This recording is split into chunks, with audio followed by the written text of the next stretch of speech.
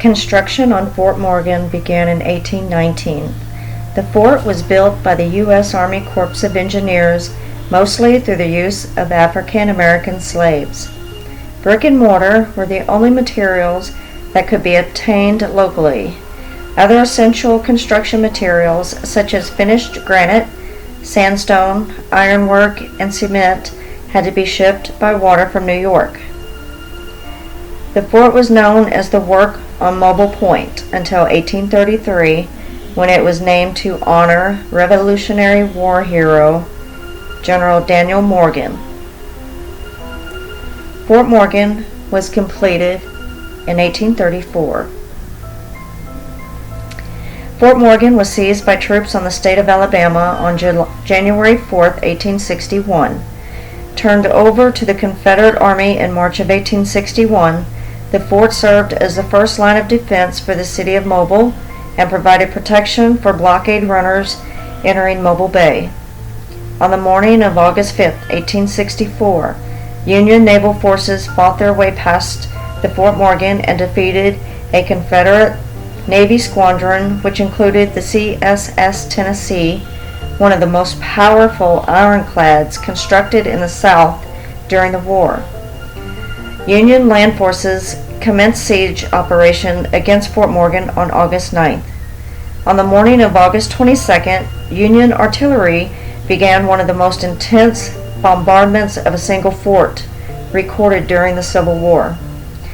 The Confederates' losses were 17 men killed. The Confederate garrison's 581 men were forced to surrender the next morning.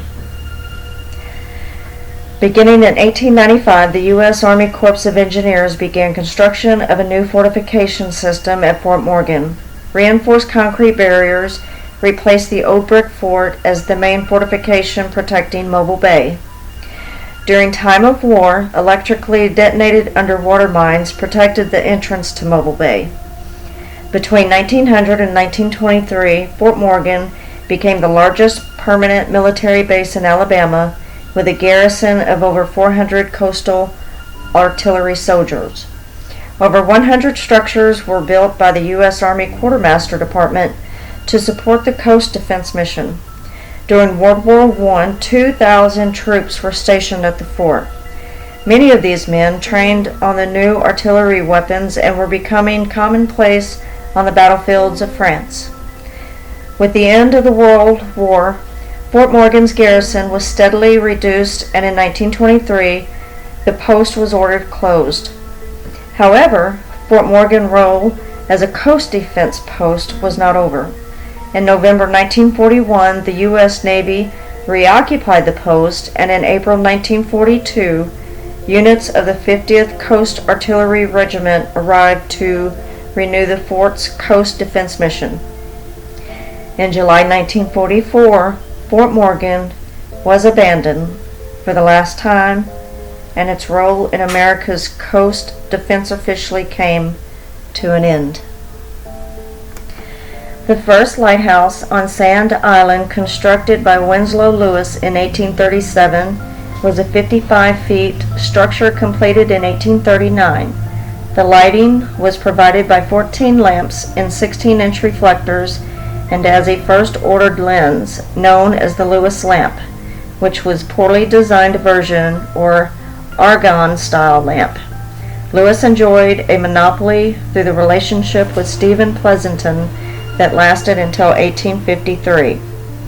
In 1859, a new lighthouse was completed but was destroyed during the Civil War on February 23, 1863 by Confederate John W. Glenn. The Confederate soldiers at Fort Morgan observed Union soldiers in the lighthouse spying on the fort, and the guns of the fort opened fire, totally destroying the lighthouse.